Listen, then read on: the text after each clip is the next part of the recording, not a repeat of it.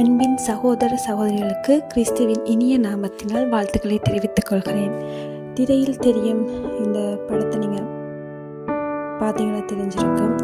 அதாவது எந்த இடத்தில் காயம் இருக்கிறதோ அல்லது வலி இருக்கிறதோ அதுவே ஒளி ஊடுருக்கக்கூடிய ஒரு இடமாக இருக்கின்றது என்பதை அந்த வார்த்தைகள் குறித்து நிற்கின்றன. அன்பானவர்களே,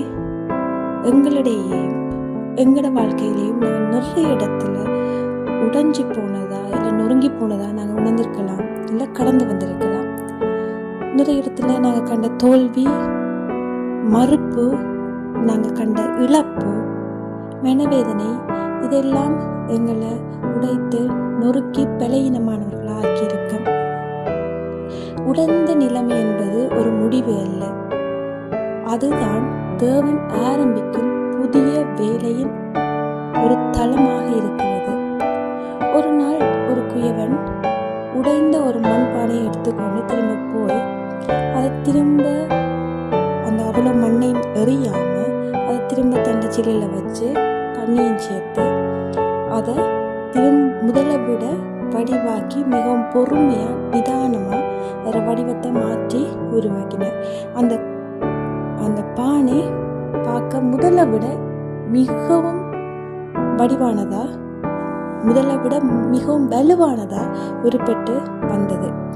இதை போலதான் நாங்களும் எங்களோட வாழ்க்கையையும் தேவன் ஒரு நாளும் கைவிட மாட்ட, தூக்கி எறியவும் போற இல்லை. அதை மீண்டும் தான் முதலை விட வலிமையா கூர்மையா வடிவமைக்கிறார். சில நேரங்களில் நாங்கள் இந்த உடைவை கண்டு எங்களுக்கு ஆசீர்வாதம் இல்லையோ, இவ்வளோ தான் எங்களோட வாழ்க்கையோடு முடிவெடுக்கிறோம். எங்களுக்கு தெரியும், யோசேப்பு சகோதரர்களால் விற்கப்பட்ட, சிறையில் அடைக்கப்பட்டு, ஆனால் கடைசியில் தேவன் யோசேப்பை மிகவும் உயரமான இடத்துல அவர் ஆசீர்வாதமாக மாற்றி வச்சிருந்தார். உடைந்த நிலையில் இருந்தவன் தான் அங்கே இறுதியில் ஆசீர்வதிக்கப்பட்டவரான. இன்று நாங்கள் அனுபவிக்கும் இந்த வலி, வேதனை ஒருவேளை நாங்கள் நம்பிக்கையற்ற நிலைமையை கொண்டு வந்து விடலாம். ஆனால் ஒன்று மட்டும் எங்களுக்கு வேதம் சொல்லுது, கர்த்தர் உடைந்த இருதயம் உள்ளவர்களுக்கு சமீபமாக இருக்கிறார், நொறுங்கிய ஆவியுள்ளவர்களை ரட்சிக்கிறார் என்று.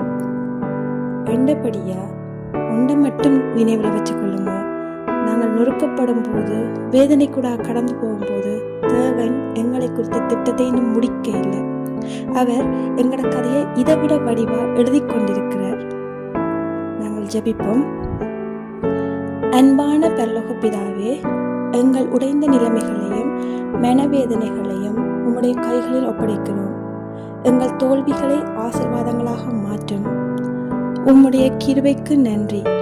எங்கள் வாழ்க்கையை மீண்டும் வடிவமைத்து உம்முடைய சித்தத்திற்கேற்ப பாதையில் நடத்தும். எங்கள் உடைப்பு வீணாகாமல் அது உம்முடைய மகிமைக்காக பயனுள்ளதாக மாறட்டும். இயேசுவின் நாமத்தில் ஜெபிக்கிறோம். ஆமென்.